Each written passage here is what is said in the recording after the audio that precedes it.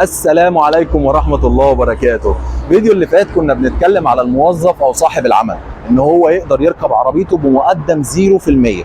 الفيديو اللي فات كنا بنتكلم بمقدم 0%. فيديو النهارده مختلف خالص. انت ما بتشتغلش بس معاك مؤهل عالي، برضه هركبك عربيتك، اي عربيه نفسك فيها هقدر اركبها لك بمقدم 20%. بمقدم ايه؟ 20%. لو مش بس كده، كمان هجيب لك عربيتك بدون مصاريف وبدون تامين اجباري.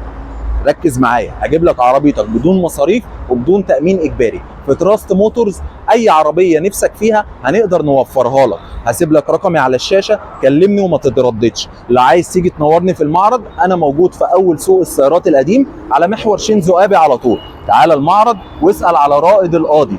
يلا السلام عليكم. بس يبغى لها فلوس واجيب سيارة، ابيع الدنيا اشتري عمارة.